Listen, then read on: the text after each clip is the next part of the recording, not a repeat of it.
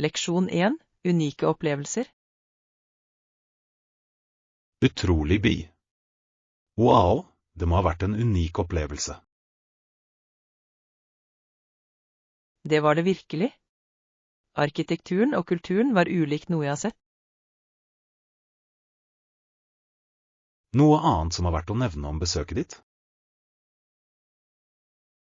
Ja, det lokale kjøkkenet var et høydepunkt. Jeg prøvde noen fantastiske retter. Det høres deilig ut. Mat er en så viktig del av reise. Absolutt. Det gir deg en smak av den lokale kulturen. Har du møtt noen interessante mennesker mens du var der? Ja, jeg fikk noen gode venner som viste meg rundt. Det er fantastisk. Slike forbindelser gjør turene minneverdige. Leksjon 2. Gledelige øyeblikk. Det var kjempegøy. Mange begynte å stirre på oss og lurte på hvorfor vi var så glade. Det høres ut som en gledelig opplevelse. Hva gjorde du? Vi bare danset i parken, følte oss bekymringsløse og levende. Jeg kan tenke meg. Å spre lykke på den måten kan lysne opp noens dag. Nøyaktig. Vi brydde oss ikke om tilskuerne, vi bare nøt øyeblikket. Det er ånden. Noen ganger må du bare slippe deg løs og ha det gøy. Ja. Det minnet meg om viktigheten av å omfavne glede i hverdagen. Jeg er helt enig. Disse spontane øyeblikkene er ofte de mest minneverdige. La oss planlegge flere morsomme utflukter som det. Jeg vil gjerne skape flere minner. Leksjon 3. Spennende reiser. Vel, hva med deg? Har du vært på noen spennende turer i det siste? Ja, faktisk. Jeg har nettopp returnert fra en helgetur til fjells. Det høres fantastisk ut. Hva gjorde du der? Vi gikk noen vakre stier og nøt en fantastisk utsikt. Wow! Naturen har en slik måte å forringe ånden på. Det gjør det virkelig.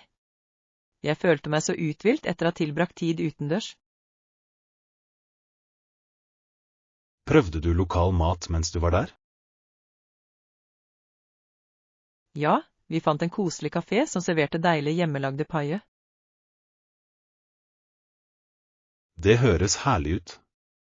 Jeg elsker å oppdage lokal mat når jeg reiser. Leksjon 4. Sandal holdbarhet. Når du handler sandaler, ikke glem å sjekke holdbarheten. Det er et godt poeng. Jeg overser ofte det aspektet. Ja, spesielt hvis du planlegger å bruke dem til utendørsaktiviteter. Nøyaktig. Jeg vil ha noe som tåler litt slitasje. Har du funnet noen merker du stoler på for holdbarhet? Jeg har hørt gode ting om noen for merker, men jeg utforsker fortsatt. Det er verdt å ta seg tid til å undersøke før du kjøper. Definitivt. Jeg vil ikke ende opp med sandaler som faller fra hverandre raskt. La oss se på anmeldelser sammen, som kan bidra til å begrense valgene våre. Leksjon 5. Innovative produkter. Jeg har nylig lært om produkter laget av resirkulerte materialer. Det høres veldig nyskapende ut. Hva slags produkter snakker vi om? For eksempel er det et selskap som lager sandaler av resirkulert plast. Det er interessant. Jeg elsker når merker fokuserer på bærekraft. Ja, det er flott å se hvordan kreativitet kan føre til miljøvennlige løsninger. Jeg er enig. Det viser at vi kan redusere svinn samtidig som vi nyter kvalitetsprodukter. Nøyaktig. I tillegg oppmuntrer det å støtte disse selskapene til mer innovasjon. La oss holde øye med lignende produkter når vi handler. Definitivt. Hvert lite skritt teller for en mer bærekraftig fremtid. Leksjon 6. Peanøttsmørinnovasjoner. Har du hørt om produktet kjent som peanøttsmør? Ja. Det er en klassisk favoritt for mange. Hva er interessant med det? Det er ikke bare peanøttsmør, den brukes også i hundrevis av andre produkter. Virkelig? Som hva slags produkter?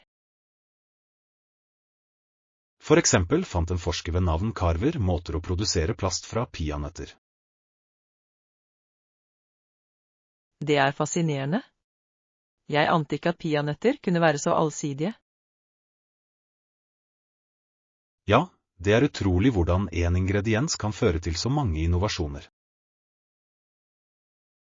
Det fremhever virkelig viktigheten av kreativ tenkning i vitenskapen.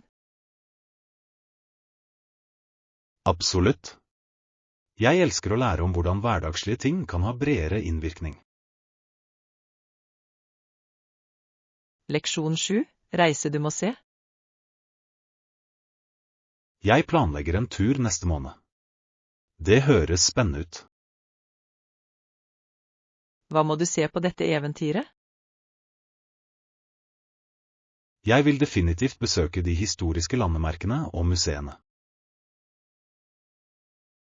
Det er et godt valg. De har ofte så mye kultur og historie. Ja, og jeg gleder meg også til å prøve det lokale kjøkkenet.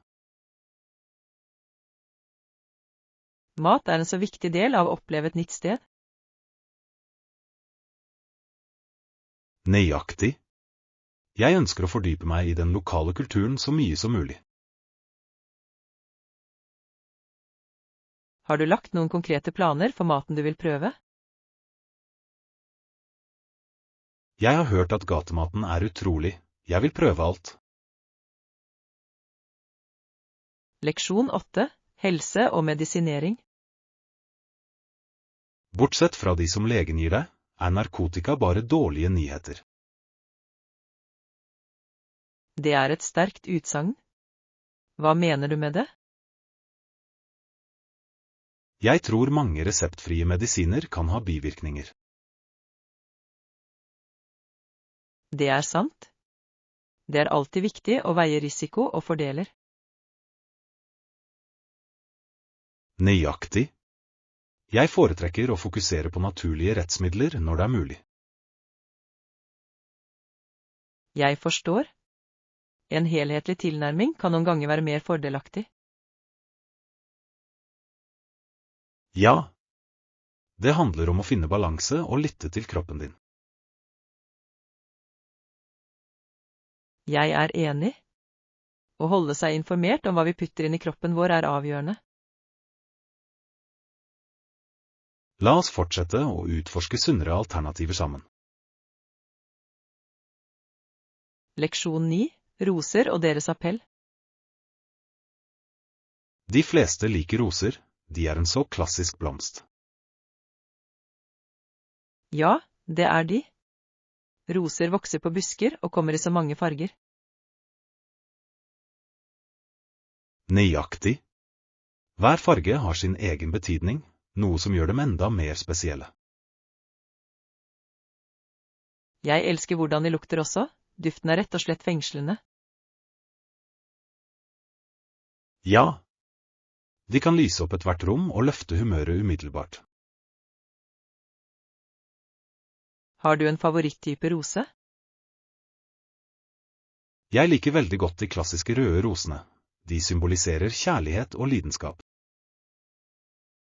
Jeg er delvis de gule roser, de representerer vennskap og glede. Begge er vakre valg. Roser har virkelig en måte å uttrykke følelse på. Leksjon 10. Perfekt piknikdag. Ja, det er perfekt for en piknik i parken. Jeg er enig. Været er helt riktig, og naturen er vakker. Det er en flott dag å nyte utendørs og slappe av. Absolutt. Har du et favorittpikniksted i tankene? Det er et nydelig område ved innsjøen som alltid er fredelig. Det høres ideelt ut. Jeg elsker å være i nærheten av vann mens jeg nyter et måltid. Ja, og vi kan ta med litt snacks og et teppe å sitte på. Perfekt. Jeg gleder meg til å pakke noen deilige godbiter til oss. La oss få det til denne helgen. Jeg gleder meg veldig. Leksjon 11. Imponerende produkt. Det høres imponerende ut at du har jobbet med dette i flere måneder. Ja, jeg har lagt mye arbeid i det. Hva synes du om produktet? Jeg er nysgjerrig. Hva handler produktet om? Det er en ny app designet for å hjelpe folk å administrere tiden sin bedre. Det høres nyttig ut. Tidsstyring er en så viktig ferdighet. Absolutt. Det kan utgjøre en stor forskjell i produktivitet. Hvordan fungerer appen? Den har tilpassbare tidsplaner og påminnelser for å holde brukerne på sporet. Det høres ut som et fantastisk verktøy. Jeg kan se at mange har nytte av det. Leksjon 12. Kundeservice. Jeg er imponert over kundeservicen din. Når kan jeg sjekke inn? Takk. Du kan sjekke inn fra klokken 15. Det er perfekt. Jeg setter pris på fleksibiliteten. Vi ønsker å sikre at våre gjester får en god opplevelse. Det merkes definitivt. Har du noen anbefalinger til attraksjoner i nærheten? Ja, det er flere flotte steder bare en kort spasertur unna. Stor. Jeg skal sørge for å utforske dem under oppholdet. Jeg kan gi deg et kart og noen brosjyrer hvis du vil. Det ville vært fantastisk. Takk for hjelpen. Leksjon 13. Handleliste. Jeg vil gjerne kjøpe en flaske Sentrum og 2 tannbørster. Sikker? Sentrum er et godt valg for daglige vitaminer. Ja, jeg har hørt at det hjelper på den generelle helsen. Det gjør det. Og tannbørster er avgjørende for god tannhygiene. Absolutt. Har du et spesifikt merke i tankene for tannbørstene? Jeg foretrekker vanligvis myk bust for en mildere rengjøring. Det høres bra ut. Jeg går for det alternativet også. Flott valg. La oss gå til helsegangen for å hente disse tingene. Perfekt. Jeg setter pris på din hjelp til å handle. Leksjon 14. Reiseplanlegging. Jeg bruker vanligvis et populært reisenettsted. De har et bredt spekter av alternativer. Det er et smart valg. Det er greit å ha ulike alternativer å sammenligne. Nøyaktig. Jeg elsker å kunne filtrere resultater basert på mine preferanser. Ja, det gjør det mye enklere å finne det perfekte stedet. Har du bestilt noen reiser via den nettsiden før? Jeg har, og jeg fant noen fantastiske tilbud på flyreiser og hoteller. Det er kjempebra. Jeg bør definitivt sjekke det ut for min neste tur. Det burde du. Det kan spare deg for både tid og penger. Takk for anbefalingen. Jeg er spent på å planlegge mitt neste eventyr. Leksjon 15, togplan. Greit, la meg sjekke togplanen for deg. Et øyeblikk. Takk. Jeg setter pris på din hjelp med dette. Ikke noe problem. Det er viktig å vite tidspunktene. Ja, jeg vil sørge for at jeg rekker toget i tide. Det ser ut til at neste tog kommer om 15 minutter. Det er perfekt. Jeg har akkurat nok tid til å ta en kaffe. Stor. Har du en favorittkafé i nærheten? Ja, det er en rett rundt hjørnet som jeg elsker. Hyggelig. Du kan nyte en rask drink før reisen.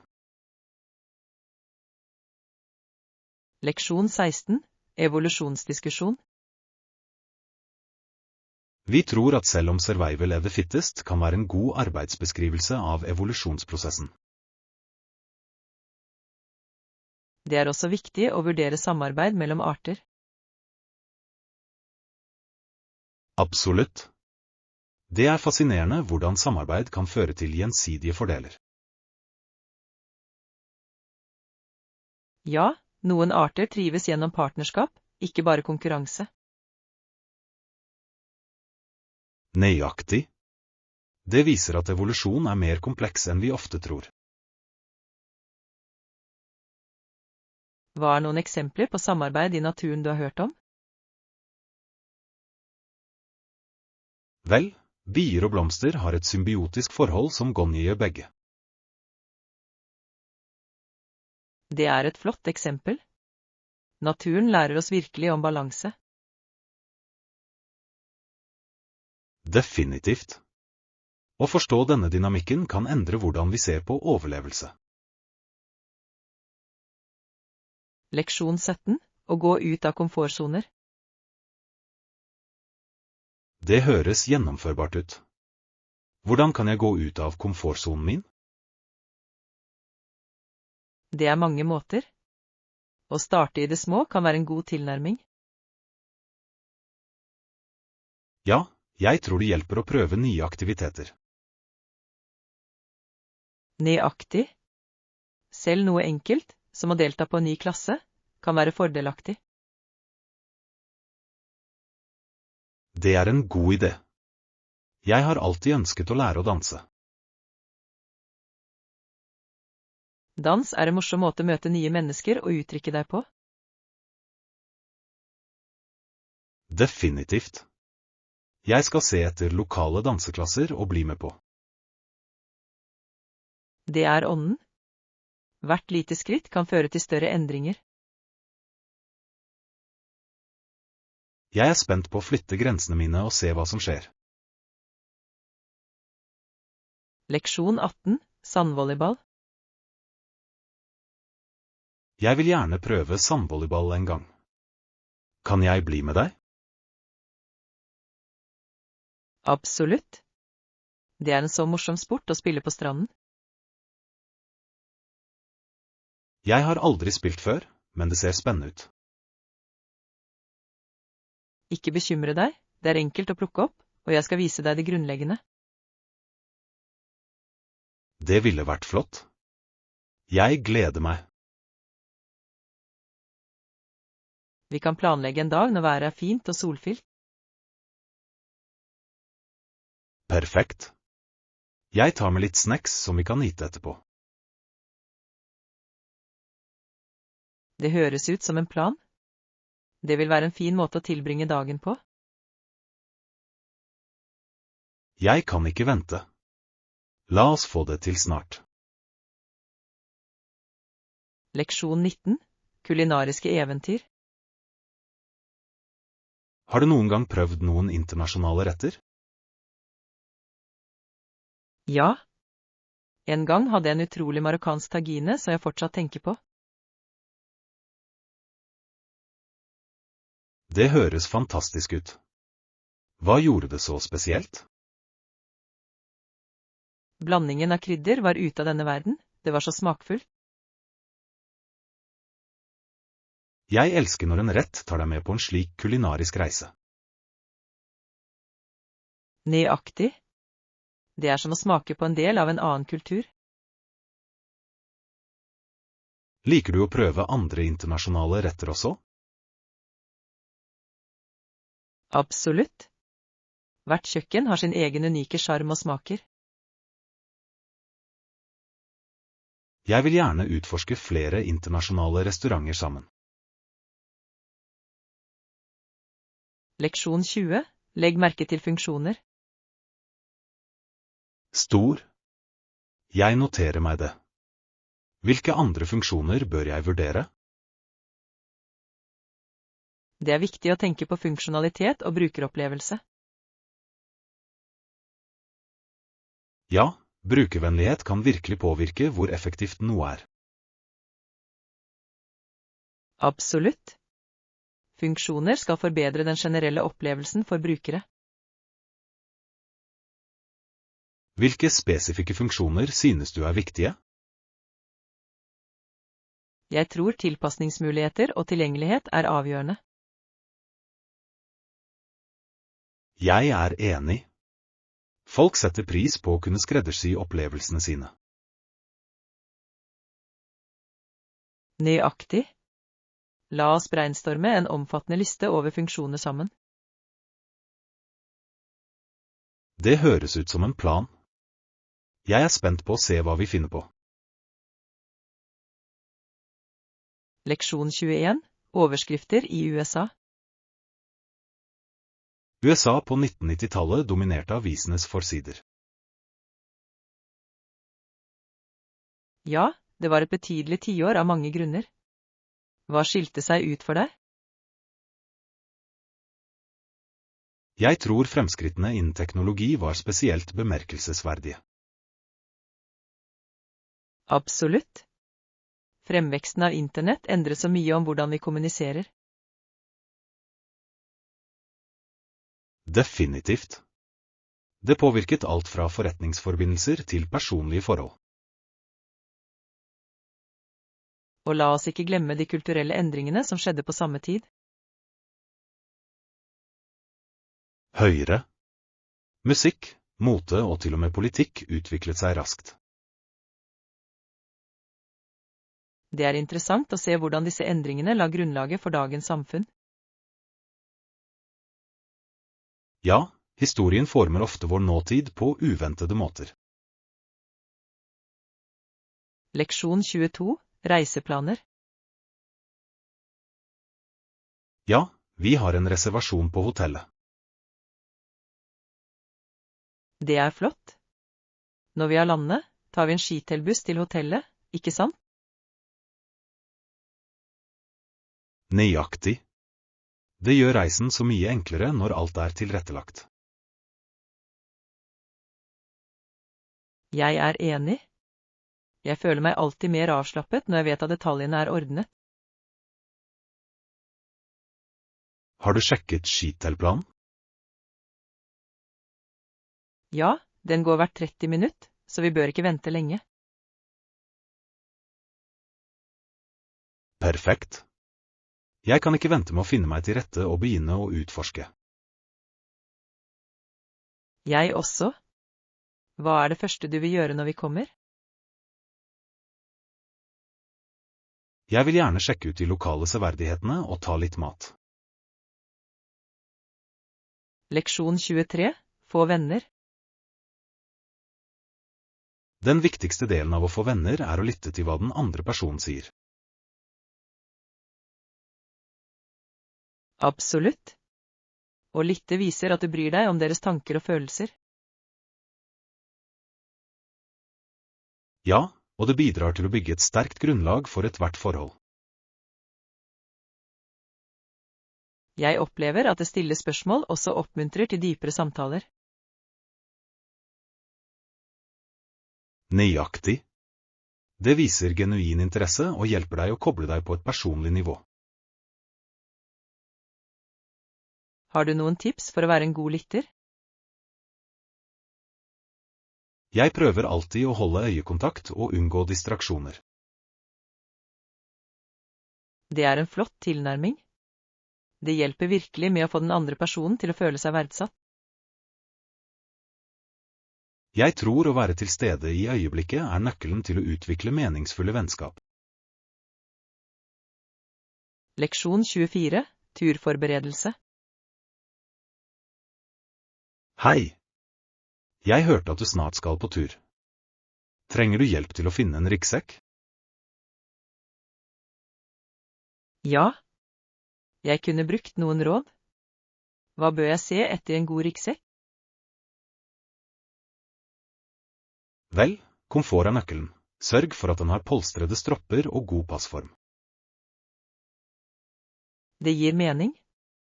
Jeg vil ikke være ukomfortabel på stien. Nøyaktig. Vurder også størrelsen. Den skal passe til alt du trenger uten å være for klumpete. Gode tips. Hva med lommer og rom? De er viktige for organisering, spesielt for vannflasker og snacks. Jeg skjønner. Jeg vil være forberedt på en lang dag ute i naturen. La oss sjekke ut noen butikker sammen for å finne den perfekte. Leksjon 25. Overtro. Jeg er ikke overtroisk. Jeg tror ikke på overtro i det hele tatt. Virkelig? Det er interessant. Hva får deg til å føle det slik? Jeg tror de ofte er basert på frykt snarere enn logikk. Det er et rettferdig poeng. Jeg kan se hvordan noen kan finne dem begrensende. Nøyaktig. Jeg foretrekker å fokusere på fakta og bevis fremfor myter. Det er forfriskende å høre det. Tror du overtro påvirker folks liv? Noen ganger, ja. De kan skape unødvendig angst eller påvirke beslutninger. Jeg er enig. Det er best å nærme seg livet med en åpen og rasjonell tankegang. Sikkert. La oss feire kritisk tenkning over overtro hver dag.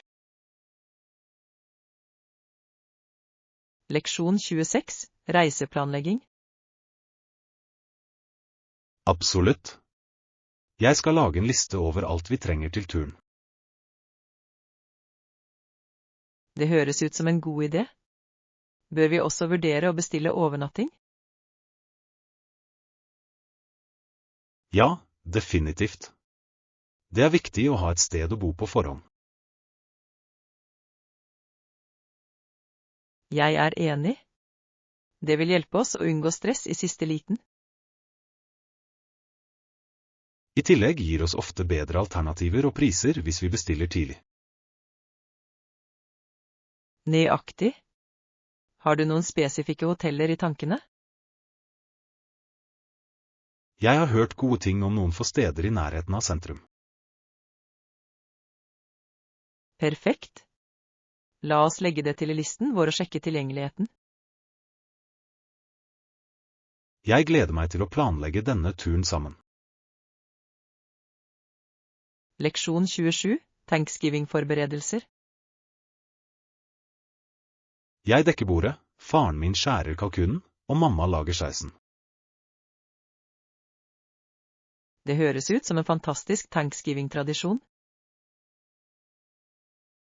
Det er det virkelig. Hver person spiller en spesiell rolle i forberedelsene. Jeg elsker hvordan familietradisjoner bringer alle sammen i høytiden. Ja, og maten er alltid et høydepunkt på dagen. Hva er favorittretten din på Thanksgiving-middagen? Fyllingen er min favoritt. Det er bare så smakfullt og trøstende. Jeg kan ikke motstå en god gresskarpai etter måltidet. Samme her.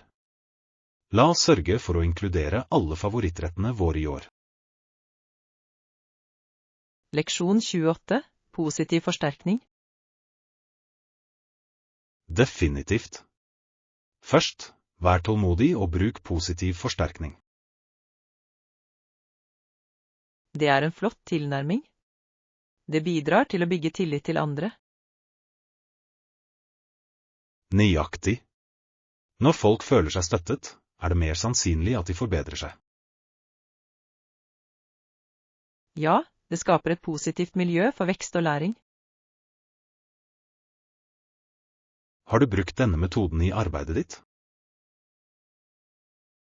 Det har jeg, spesielt når jeg trener nye lagmedlemmer. Det er smart. Det kan utgjøre en stor forskjell i deres opplevelse.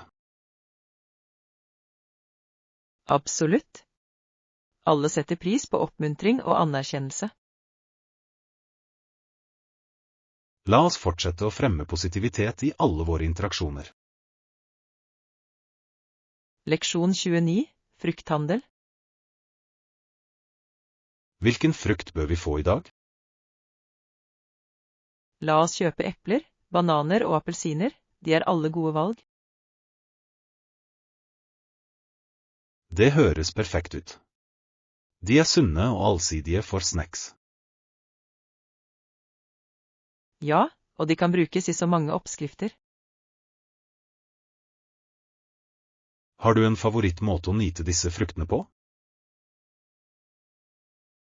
Jeg elsker å lage smoothies med bananer og appelsiner, de er så forfriskende. Det høres deilig ut. Epler er ypperlige for snacking mens du er på farten.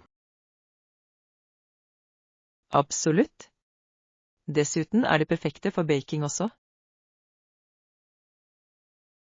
Jeg gleder meg til å nyte alle disse fruktene. La oss gå til markedet. Leksjon 30. Holde alle oppdatert. Det er viktig at rapporter holder alle oppdatert om fremgangen vår. Absolutt.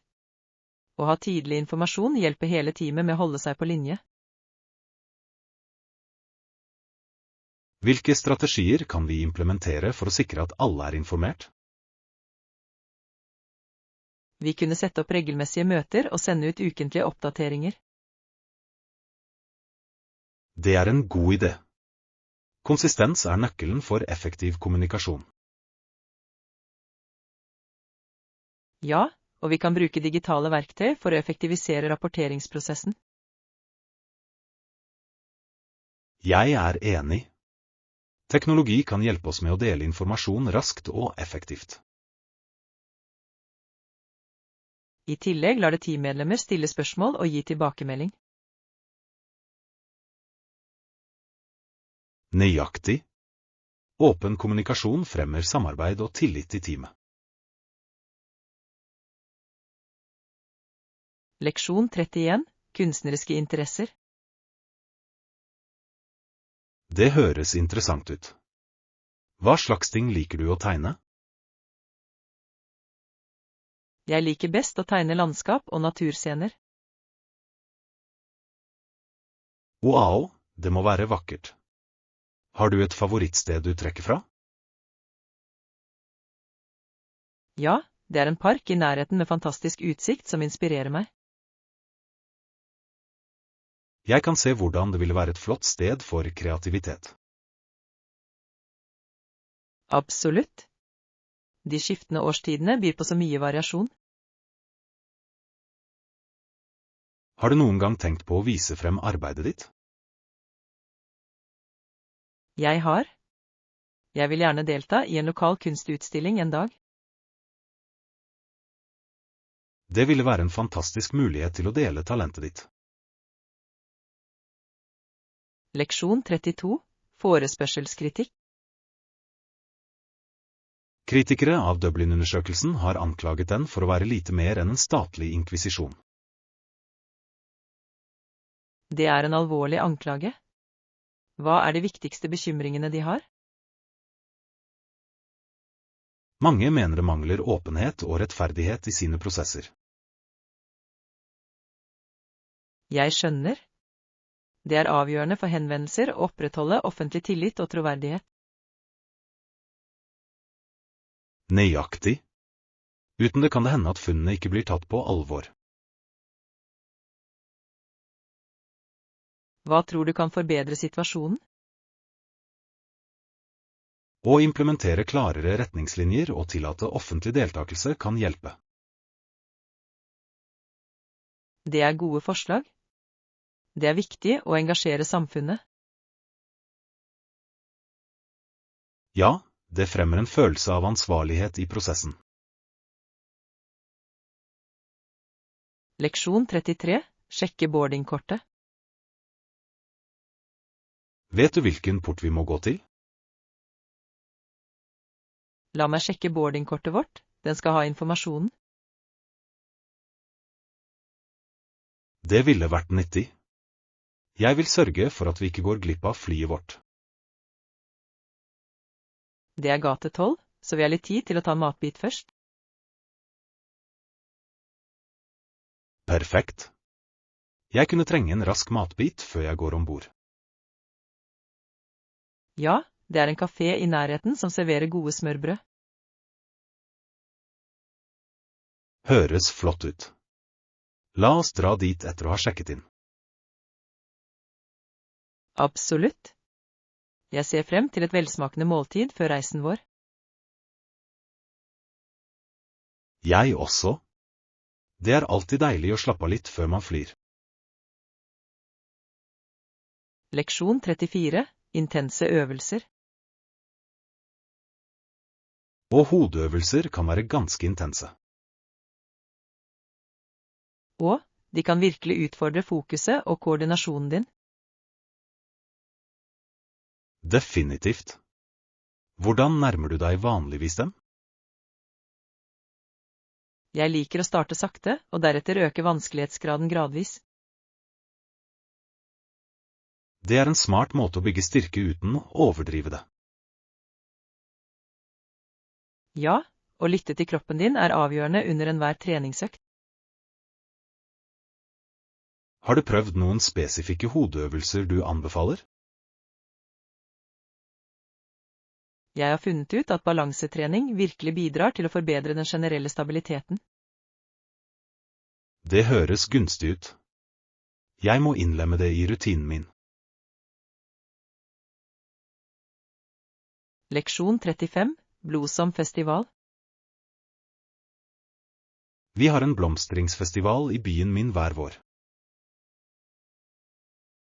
Det høres deilig ut. Hvilke aktiviteter har du under festivalen? Det er blomsterutstillinger, musikkopptredener og lokale matleverandører. Det høres fantastisk ut. Jeg elsker festivaler som feirer naturen. Ja, det er en fin måte å bringe fellesskapet sammen på. Deltar du på noen av arrangementene? Jeg pleier å hjelpe til med å organisere blomsteroppsatser til utstillingene. Det er fantastisk. Det må være givende å se arbeidet ditt vist frem. Det er det virkelig. Og naboene mine elsker å plante pelargonier til arrangementet.